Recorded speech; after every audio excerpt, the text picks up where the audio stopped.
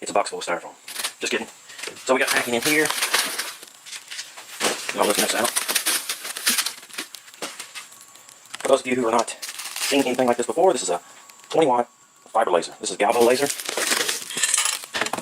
Let's get it all unpacked here.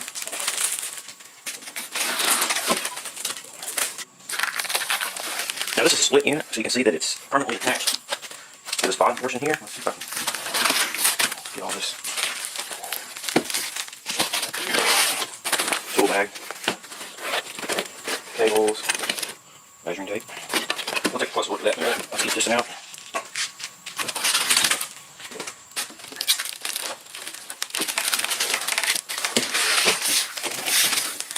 The neat of it, this is the main unit here. Alright, so I'm going to put all this packing material back in here. There's nothing else left in here. It's a pretty sturdy crate that they packed it in, so we're going to use that as a temporary stand. Guys, now that I've got this, so what we've got in here, foot switch. I'm guessing this is to start the cycle. We've got a, looks like a monitor stand that mounts to the side of the column here. I don't think I'll be using that, I'll probably just be using the laptop, but it does come with it. Power cord with an aviation plug here. It's set up for 110 volts. A pair of protective eyewear. Nice case. Your standard, you know, economical glasses here. They're green, so that's nice. Some Allen wrenches, a measuring tape, I guess to help you set your focal length. It is in metric. Some bolts here, I guess to mount your monitor stand over here on the column. It gets mounted right here. There's a couple of mounting holes, so you can mount it right there. And a locking handle. Let's see where this goes. Maybe right here. All right, guys. So the cart finally arrived, and I got that assembled.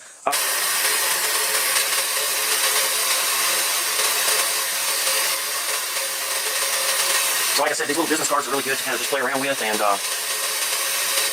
work on getting your settings right. Of course, I'm going to be doing mostly aluminum stuff, so that's why I bought these aluminum ones. But you can also buy some steel coupons. They sell them at welding supplies for practicing TIG welding and stuff like that. They're just little 2x3 squares of steel, and you can pick those up. You can pick those up to practice on. This is where I get the focal height on there. Just playing around with some steel coupons. Or if you got any scrap metal laying around, of course, you know that's going to work just fine. But there's only so much scrap metal laying around, so I bought those coupons. Like I said, they're really cheap. You can just throw them up there. These little business cards, you can just throw them up there and play around with it. So that's going pretty dark right there at 70%. Probably could have backed that down on this gold to about 50 or 40% power, or maybe increase the speed a little bit. But that's what makes these little charts come in handy, because you can kind of see where you're at to kind of just get you started. And when you're on the shiny silver, it's a little bit different. It shows the contrast on the gold or the black is really nice.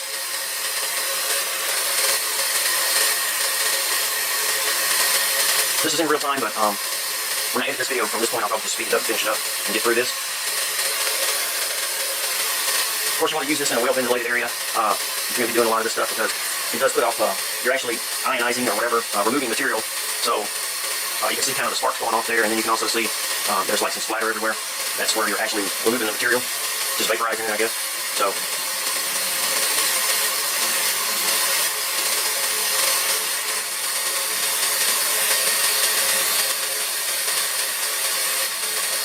I'm still kind of learning all about this.